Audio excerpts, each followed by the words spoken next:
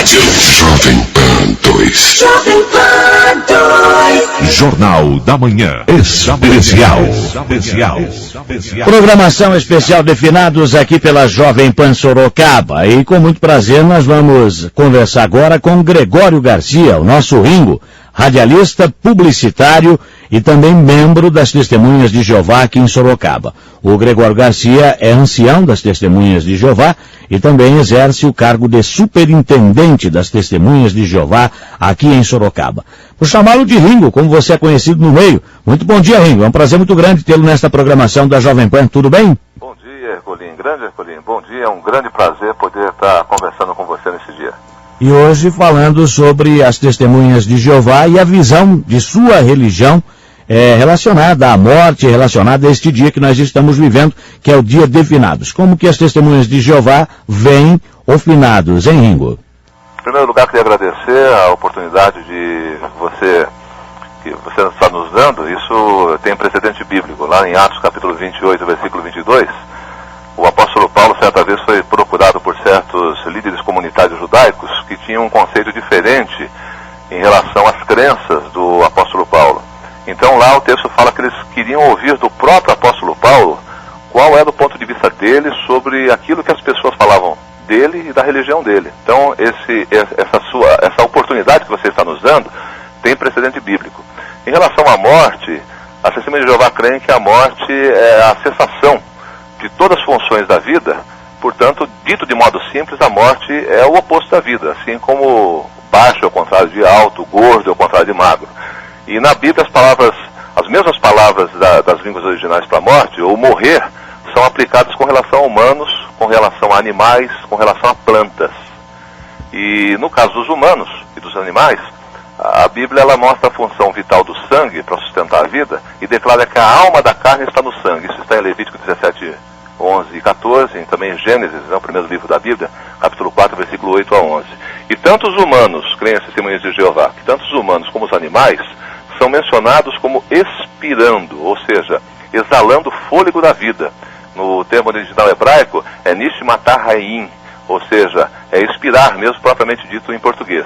E a Bíblia mostra também que a morte dos humanos e dos animais segue a perda do espírito ou força ativa da vida. Porque a palavra espírito é uma palavra polissêmica, é uma palavra que tem diversos sentidos. Um deles diz respeito à força ativa de vida no ser humano, no animal e assim por diante. Ô Ringo, nós já vamos entrar mais ainda nessa questão do sangue, né?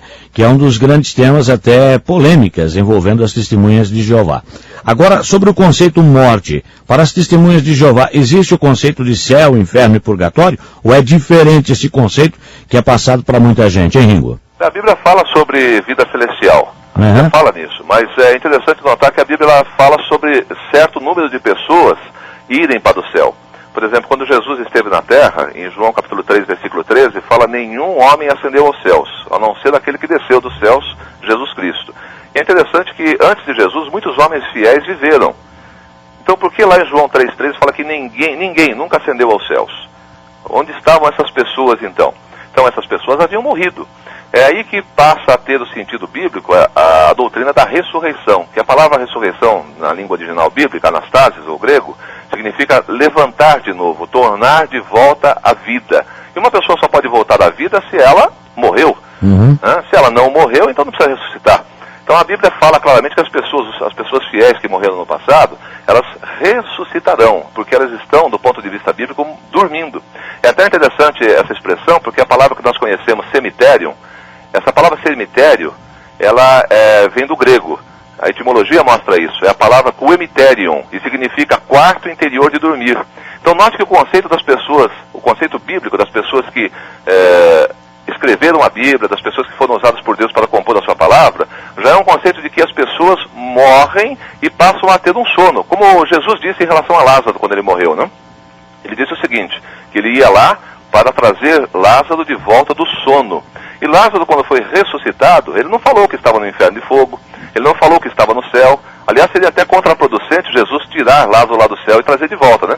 Um homem que estava morto por 4 dias, se ele estivesse vivo em algum lugar, seja no purgatório, no inferno ou no céu, seria contraproducente, né? Porque Jesus traria de volta uma pessoa que foi condenada condenado ao inferno de fogo, né? Uhum. A Bíblia fala de inferno, mas o inferno bíblico é o Hades, a linguagem original é a palavra Hades ou Seol, que significa literalmente a sepultura comum da humanidade. Essa expressão inferno vem do latim, infernos, que foi mais tarde acrescentada com o advento da igreja. Ô Ringo, quer dizer então que poucos vão ressuscitar então no juízo final?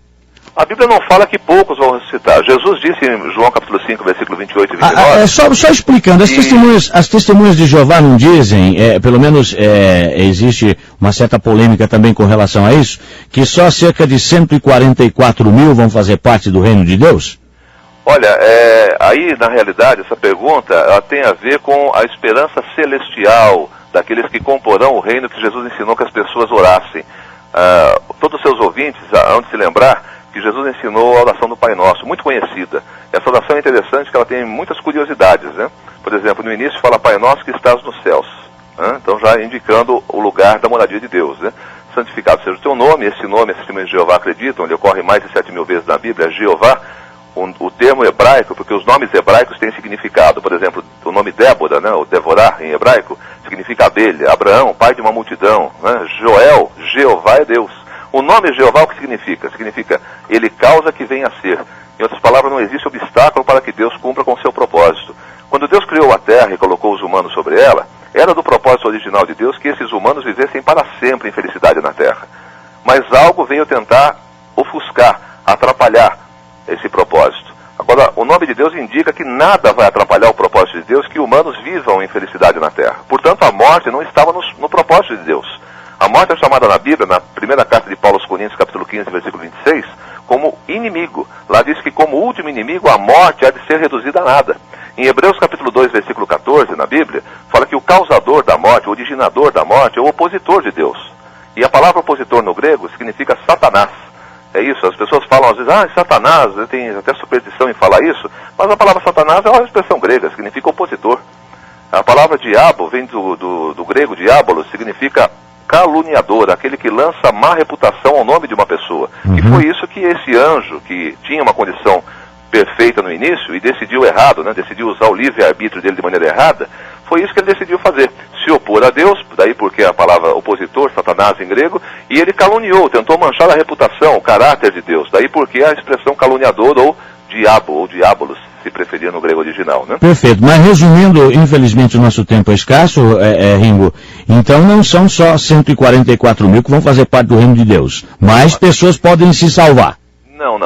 Que fazem parte do reino de Deus como reis do reino de Deus, a Bíblia fala que são 144 mil. Quando Jesus ia partir da terra, em João capítulo 14, versículo 1, o Evangelho, ele fala, na casa de meu pai há muitas moradas. Certo. Mas ele não falou quantas moradas tinha, né? Ele falou que iria voltar para trazer os discípulos de volta. Nós sabemos que ele tinha 12 apóstolos, né? Dos 12 apóstolos, um traiu ele, que foi Judas. Esse então foi chamado por ele de filho da destruição, em João capítulo 17, versículo 12. Esse, portanto, não teria chance. Mas não seriam só 11 que teriam salvação no reino. Porque ele disse que ele daria o reino a um pequeno rebanho. Isso está em Lucas, no capítulo 12, né? Ele daria o reino a um pequeno rebanho. Que pequeno rebanho é esse? Não seria todo o rebanho, note. Não seria todo o rebanho, mas é um pequeno rebanho. Assim como em Sorocaba, assim como em qualquer tipo de governo, a maior parte da população, por assim dizer, é governada e uma pequena parte governa, assim também se dá no reino de Deus, né? É o menor número que governa e o maior número é governados. De forma bem objetiva, e o restante, em que pé que fica nesse conceito todo das testemunhas de Jeová, Ringo? Jesus não nos deixou sem explicação. No Evangelho de João, capítulo 10, versículo 16, ele, em consonância com o que foi dito em Lucas 12, 32, que ele disse que daria o reino, né, a um pequeno rebanho, e a pergunta seria a seguinte, e as outras ovelhas, como é que ficam, né? E as outras ovelhas? As outras ovelhas não ficarão no céu, obviamente, porque a Bíblia fala em João 10, 16, Jesus disse, né? E tenho outras ovelhas que não são desse aprisco. Então Jesus falou sobre outras ovelhas. Essas são descritas em Revelação capítulo 7, do versículo 9 e 10, como sendo uma grande multidão de pessoas que vão viver na terra. Essas pessoas, segundo diz o texto bíblico, saem da chamada grande tribulação. Essa grande tribulação é um período de tempo em que nós já estamos vivendo nele, né? Não atingimos ainda o clímax da grande tribulação, mas estamos na iminência dela. É o período de tempo em que Jesus, ele já estaria governando, e nós acreditamos nisso, que Jesus já está como governante dos céus, daí porque as testemunhas de Jeová, elas são totalmente à parte da política, elas respeitam a política, são bons cidadãos, cumprem com seu dever com o governo, com os impostos, mas elas não fazem manifestações, não se envolvem com partidos políticos e assim por diante, são neutras.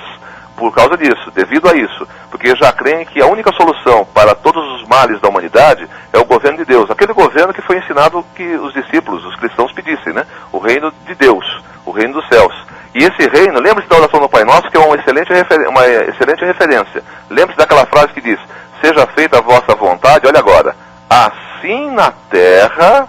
Então alguém teria que viver na terra, né? Como no céu. Como no céu. E essas pessoas daí, com a vinda por completo do governo de Deus aqui na terra, deixariam de morrer, acabaria a morte. Exatamente. A Bíblia mostra isso, que a morte ela vai deixar de existir. Tá certo. Ô Ringo, você dizia agora há pouco aqui sobre os 12 apóstolos, eu estava vendo 144 mil, interessante, né? 12 elevado ao quadrado dá 144. Tem alguma coisa a ver com numerologia aqui ou não? Olha, ou é só coincidência? Com numerologia, propriamente dito, não. Mas vale a pena dizer que quem inventou a matemática e todas as outras ciências, né, foi Deus. Ele inventou a matemática. O Criador majestoso, se você analisar a física, a química, a biologia, tudo tem matemática. E Deus, ele é o maior e melhor matemático do universo, inclusive o Criador do próprio universo. Então, certamente, os números que a Bíblia apresenta, muitas vezes, têm significado simbólico, né? Certo. E nós não temos tempo suficiente para isso, mas existem muitas curiosidades interessantes, plausíveis, e está de acordo, essas curiosidades estão de acordo, melhor dizendo, com o que diz o livro de Romanos, a carta de Paulo aos Romanos, capítulo 12, versículo 2, que lá fala que o ser humano tem que adorar a Deus com lógica, ela diz com a faculdade de raciocínio. A expressão original que Deus escolheu para colocar na língua original lá é lógica, é a palavra que dá origem à palavra portuguesa lógica. Em outras palavras, você deve adorar a Deus com lógica. Deus, ele não ensina nada mal ensinado, ele é um excelente instrutor. Quando ele nos ensina, ensina bem. Tudo tem lógica, tem matemática, tem, de fato, razão, racionalidade. E é por isso que as Testemunhas de Jeová acreditam na Bíblia, acreditam nos 66 livros da Bíblia, nos 1.189 capítulos da Bíblia e nos seus 31.102 versículos. São 773.696 palavras claras da parte de Deus para a humanidade. Estão disponíveis para que nós possamos entendê-las. E assim como um bom empresário faria com que seus subalternos entendessem uma circular na empresa, Deus não faria com que qualquer um entendesse o que quisesse dessa circular chamada Bíblia Sagrada. Ela tem sim o objetivo de ser entendida. O propósito de Deus é que o humano entenda. E é por isso que as Testemunhas de Jeová fazem uma campanha de publicidade em relação à Bíblia Sagrada, aos propósitos de Deus, e vão de casa em casa, colocando-se à disposição para que as pessoas possam então fazer suas perguntas e possam ouvir o nosso lado da questão, por assim dizer, do ponto de vista bíblico, desse Deus maravilhoso, desse Criador majestoso, cujo nome é Jeová.